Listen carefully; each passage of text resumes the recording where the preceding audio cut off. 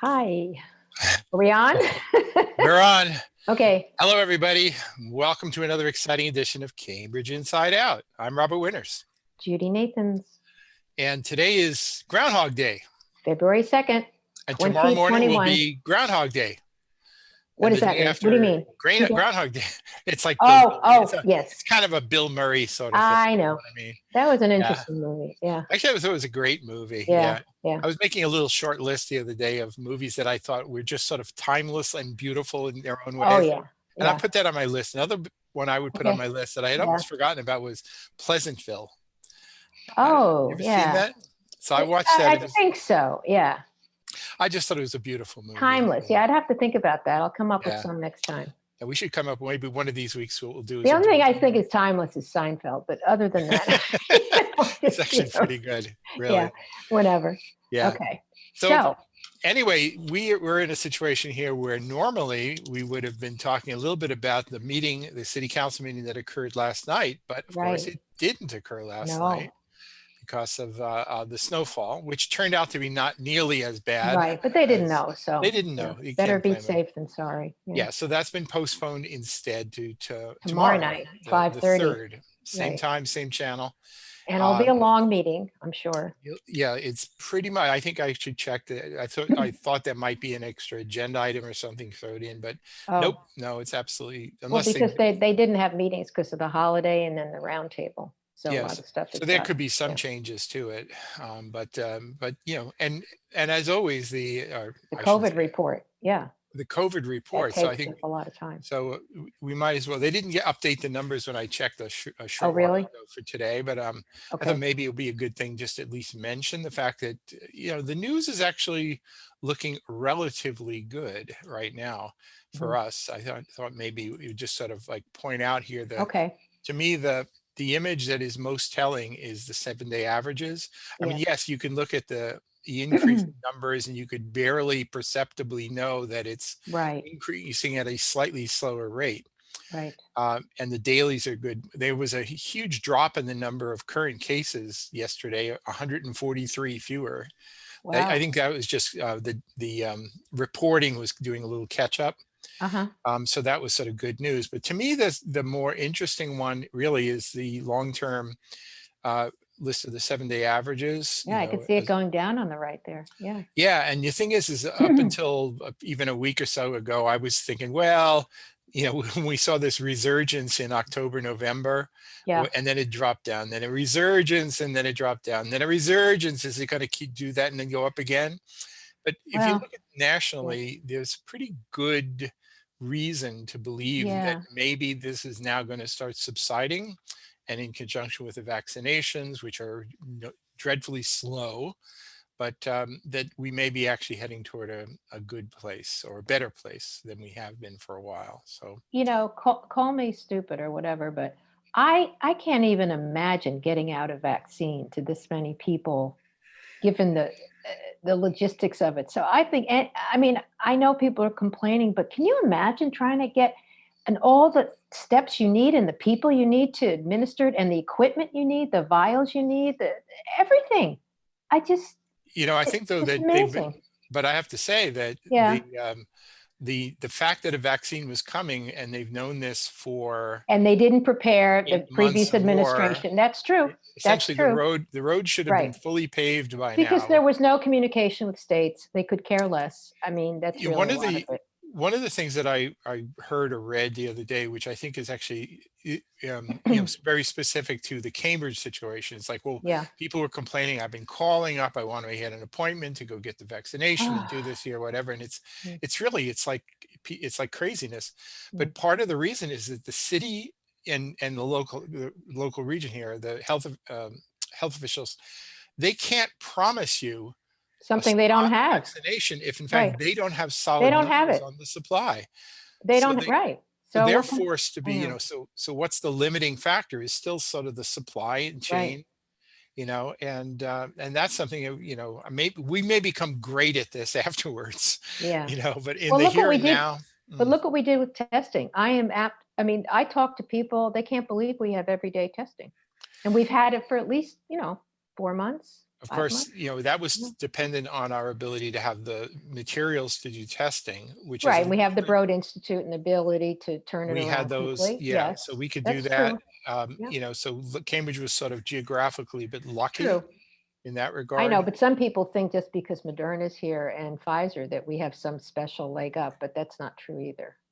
Yeah, I mean, Yeah. these materials are actually manufactured In elsewhere. many places elsewhere I've heard, like even not even in the States, some of them Yeah, come. and they really ought to be kind of diversifying that and having multiple. I Oh mean, of yeah, course, they one are. of the Yeah. things that the major pharmaceutical companies have pointed out, though, is that quality control matters a Oh, lot. oh So wow. you can't just Oh, ramp up and then start cutting corners. You've got to make yeah. absolutely Every dead on step. I sure. mean, it goes from the cold chain, and then you have the 5 hours to administer the doses you're given in a certain.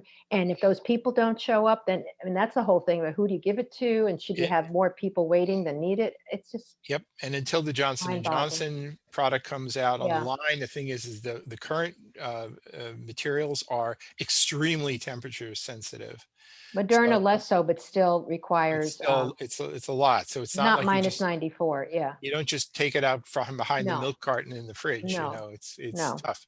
So yeah, I understand it's challenging, and I do believe we're going to be really good at this afterwards, Yeah. when it probably doesn't matter as much. But should there be a resurgence or some other variant another year or two from now, God forbid, we will have learned a lot of Another year or important two? I lessons. think it's closer than that. They're already coming up with. I mean, Yeah, you talking about yeah. the variants already out there. Well, no, the variants exist, but the question in terms of a major public health crisis, and being Oh, able to respond in yeah. appropriately to a major Yeah. crisis. Well, I mean, there are some predictions I was reading this morning that, that, if they get a handle on coronaviruses more generally, yeah. that includes things like common cold, I believe, Well, then, yeah, sure. then, then it actually could become a pretty routine matter of containing it. So Well, there are people I mean, there's a when this all started, there was a series on Netflix called Pandemic, which was actually made before all this happened. And there was a team of people, young people, working on a universal vaccine. yeah, So that is in the works somewhere that would affect everything. So yeah, I believe in science. So let's right. go. Yes, yes. Yeah. And I believe in optimism too. So I'm sort of trying to Yeah, you're look at probably the more bright so side than of me, but yeah. these things here. Yeah. So Okay. so another item I think is worth mentioning, other than the obvious because of the Yeah. pandemic, something that's marginally related to that was the city. There were calls even as far as way back as last April to address the need for housing For of the people, unhoused, the homeless. Yeah. unhoused, which may or may not include, concerns about infection, COVID-19 infection, and whatever. But they had to de-densify places like the Caspar facility, 240 Mhm. Albany Street, uh, Congregate housing. I mean, other congregate words, where housing. people, yeah. Right. So, and there were, I'm sure you remember there were calls from some city councilors and those activists, in other words, to sort of Hotels. house Yeah. everybody. And I think as Mark McGovern very correctly Yeah. pointed out at a recent hearing about this, is that, And well, back it's, then too. Yeah. yeah, and back then it's not like we didn't try. It's just Right. that you need a partner, and it wasn't so Mhm. easy to find a partner. So at some point, the suggestion came about that the New England School of English, which is the facility had a dormitory facility on Green Street, 11 to 15 Green Street, would be available, I assume, because with COVID being what it is, so many people were not actually coming to school. These And were the dorm, dorms. It wasn't a and the, school. It was a right. So dormitory. the dormitories were not in use because the students weren't around. Right. So, and they probably don't have the deep pockets of a Harvard University. So, Mm. they wanted to get some income. Pardon me. Turn I that have. phone off. See, I turned I my always phone I off. Yeah. always remember to do that, but I, Yeah, I okay. forgot to do it this time. All right. Um, but anyway, the thing is that the facility was made available, or the suggestion was made available, and I think through state funding, it was then the city they were able to establish this non-congregate, basically like a dormitory type of space, for people. And it's state funded, so it wasn't just for Cambridge people. So it was drawing from the And how region. long was that in operation? It's been around for probably a month and a half at least, I think. Oh, just The that's the all? the Okay. order, which was made subject to the charter, right, Yeah. at the January Why? 11th meeting. Why was it charter right? Well, first off, the facility was already in place, and I think that there were some people who were trying to kind of dovetail the original order. Again, I'm speculating a little bit here, but the original order was very specific to saying, hey, got wind that this school may have the space available. The city then actually did make the arrangements coupled with the state, and they established the facility. So in a sense, it's old news. So But were why people actually in it? They already were in it. yeah, they're in there now, right? So, okay. So the thing is that the committee report was only from a November meeting, was only coming November. back in mid-January. I see. So, and it went, the action, the desired action had already taken place. So it was in a sense moot. So But why was there an order then? because it was in the report, I see. because Okay. they passed it in the report, Okay. the manager and the public Yeah. health officials had acted, Okay. they didn't need the order to actually Right. do what made sense and do what was available. They had been looking all around anyway. I mean, they wanted Okay. something in petition, Sure. in addition to just like the war memorial. So, Yeah. so anyway, so in a sense it was moot, but it was made subject to the charter right. I presume it was because there are other activists who were going to try and use this to sort of promote an agenda beyond just Who the charter righted it? Denise Simmons. Right. So, 'cause she, And okay. so anyway, so it showed up on the agenda for the meeting that was supposed to happen Yeah. yesterday, and there's been a kind of a big hue and cry, in a flyer campaign by a group promoting. It's Yeah. actually part of, I think, a national Yeah, initiative. because it says it on the bottom in the Yeah, contract. it's like Yeah. housing first and Yeah. whatever. And I actually saw something in the news today of a kind of an overthrow, occupation of a hotel in the West Coast, of Oh, pretty much really? using exactly the same rhetoric as this. Wow. So I Wow. think this is kind of part of and the activists who are pushing here do seem to be part of a kind of a larger entity than just a Cambridge people. So Well, it anyways, usually is. Yeah. so I think what they're planning to do is to make use of the public comment time at Mm, the council meeting tomorrow mm, to draw a lot of attention to this. okay.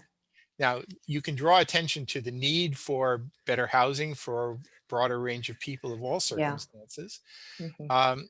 or you can use it as just plain old political organizing. So I'm not really quite sure what they're really up to for Well, this, we'll find out but tomorrow night, maybe. they do want to be loud, apparently, and they will be there. Now, one of the things that I think needs to be pointed out, and again, this is, I think, if I may suggest so, somewhat in sync with what Mr. McGovern had said, which is that when you provide, room and board for people in Mhm. a way like this, it's not the easiest population to house. You have to have Um, support systems there. you need support systems, there are substance abuse issues, there Mhm. are mental health issues associated with many of the Okay, but people who wait a are there. minute. Don't you have to either make it a dry shelter or what, or a wet shelter? Well, I thought that was, most of the congregate places like 240 Albany, that is a wet, that's a wet shelter, but it right. is exceptional. There are very few wet shelters That's around. what I'm going to say. Yeah, So so who evaluates whether you should be in I'm one not or the really other? sure, but the thing is that this one on Green Street actually is, even though it's, I mean, I always think of wet as sort of alcohol, but it's really alcohol and I think if you're narcotics, actively intoxicated, in regardless of what your right, manner is. right. Yeah. So the one in Green Street actually apparently allows actively intoxicated Really? people. Oh my goodness. Right. Okay. And the thing is, it's also being operated by Solutions at Work, which is an entity which I still think of as locating, basically supplying furniture and For clothing and people for doing a lot housing. of Yeah. support services. I don't know how much experience they have in actually operating a Hmm. facility like this. Well, they got permission. They got they're doing it, so they must have Well, some kind of. something we hope, but and I don't know how well known it is, but in this particular facility on Green Street, there have already been, in the relatively short time it's been around, there have been several overdoses and one person who went across the street to the parking garage and committed suicide off the parking garage. So again, Yeah. I mentioned that here to sort of amplify the concerns from Councilor McGovern, who said that Yeah. these facilities are, you really cannot understate the need for good support services to go with them. Yeah. So it's not just a matter of a roof and heat, and running Right. water. It is a lot more. And Yeah. I think people need to understand that when they're advocating, that they're advocating for something that's actually a lot bigger than they may think. And especially when you don't want police involved, then you better have a really strong social worker or whatever. I mean, the mental health component is tremendous. That's right. And as it should be. And police should only be a backup in those situations. That's how I feel. But anyway, I don't think we have that. I don't think they have that. I don't know.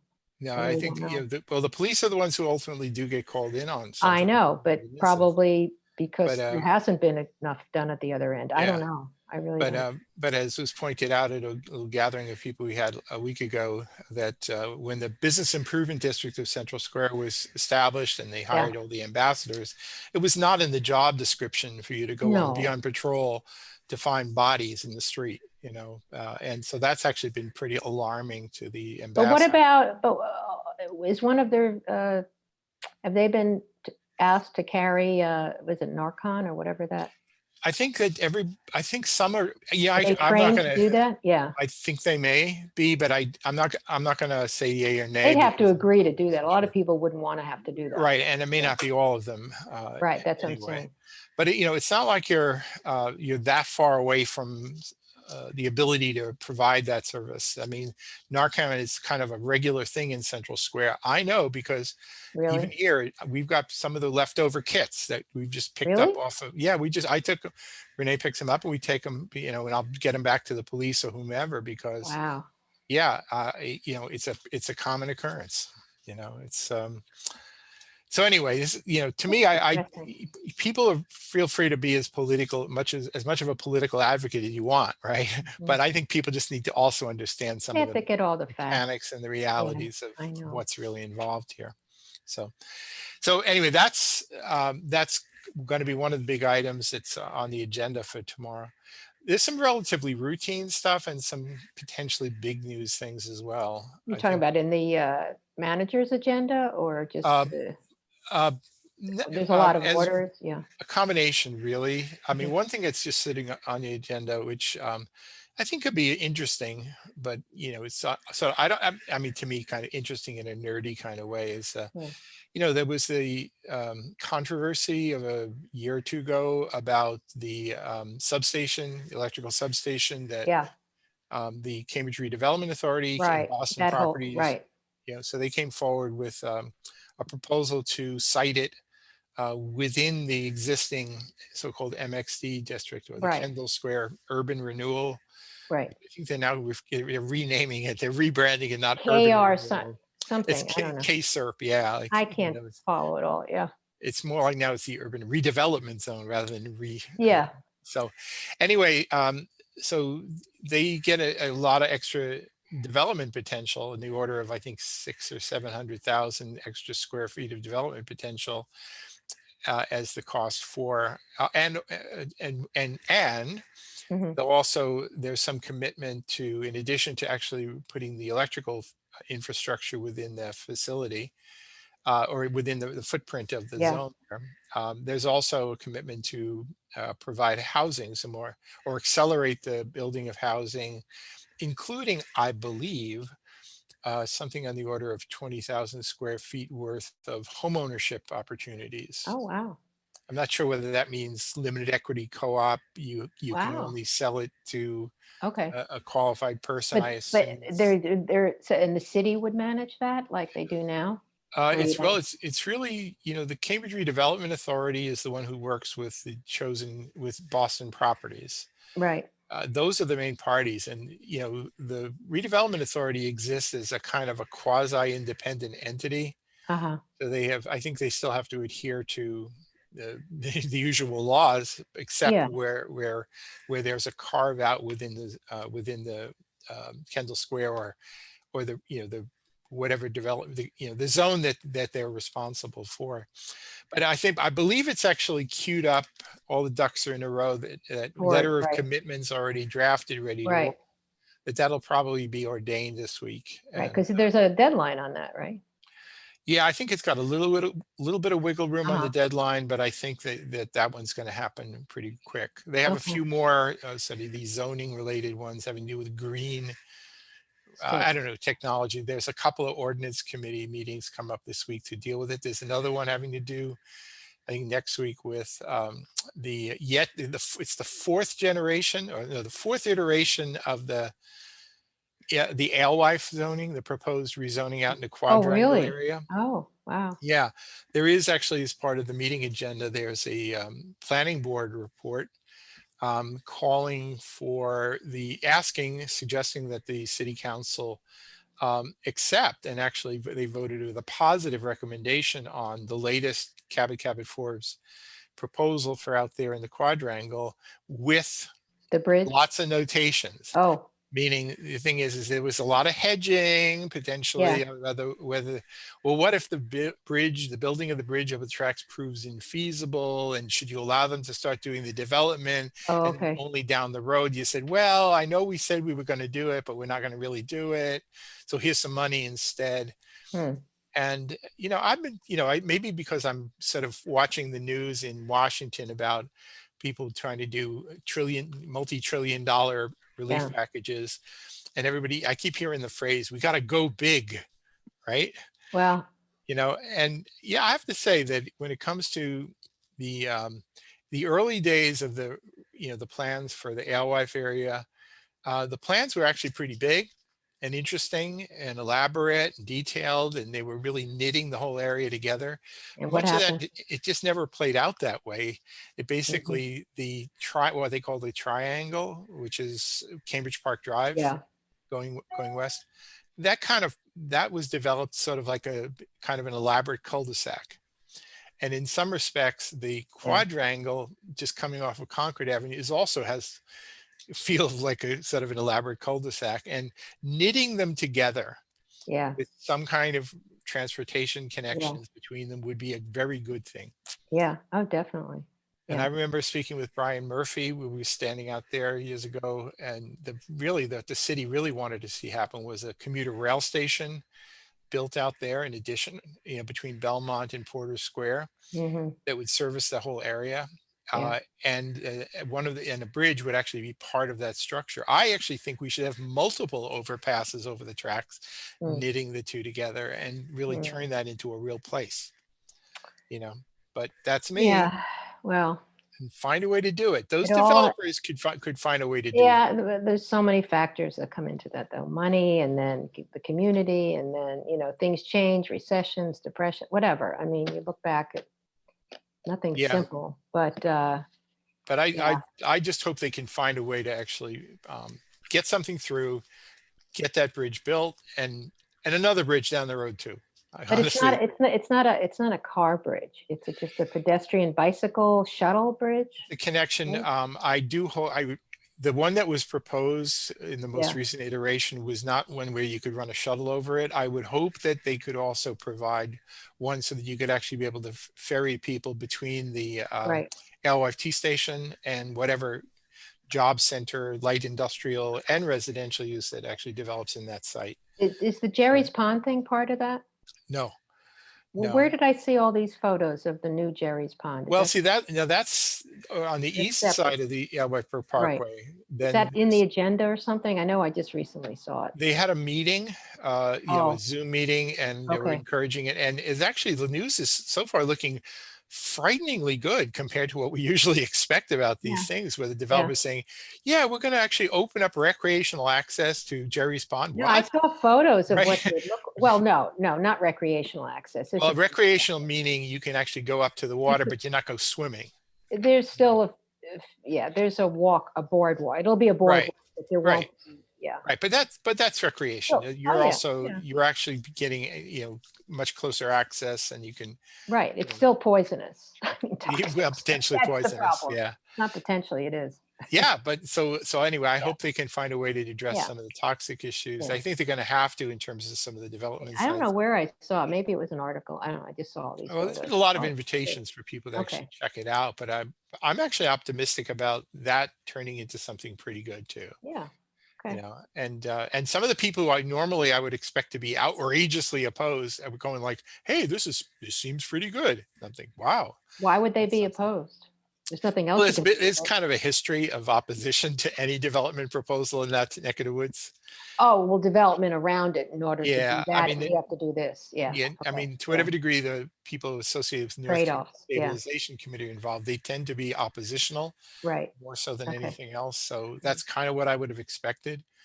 But so far things are looking pretty reasonable in that regard. Yeah. So Well, that's good. I'm going to remain optimistic on that. Okay. There's another major zoning one. We'll probably talk about it in the next half hour. Yeah. The That new petition. so-called missing Middle, middle missing middle. Right. Yeah. a zoning Yeah. petition from the Right. ABC crowd. Right. Um, plenty of other things, and we can also talk a little bit about some of the farewell messages, actually, of some Oh, of the. I know. I was so shocked. I didn't know about Lisa Peterson. I was Yeah, surprised. Lisa Yeah. Peterson, who's been deputy city Yeah. manager, and she was head of Formerly. public works for a period of time. I Yeah. first knew her so she's retiring, and Yeah. she just sort of retired, just like that, boom. I You know. know, and the What was she before the commissioner? Because it didn't say that in the thing, and I know she she was used to something be to do with executive recycling. assistant to the city manager, and she was sort of getting trained in management and whatever. Next thing you know, No. she was commissioner of public works, and then she came Oh, okay. back Okay. as deputy Right. city manager. Okay. So I see what you're saying. But she was Yeah, always very passionate about recycling and stuff. She really helped that she along. basically Yeah. cut her teeth on Yep. recycling. That's where Right. we know her from, Right. as I've Right. known her for 30 years when she first Yeah. took the job. Right. So anyway, so Very we'll good. All right. take We gotta, cut out now, but we'll be back in a few minutes on okay. Cambridge Inside Out.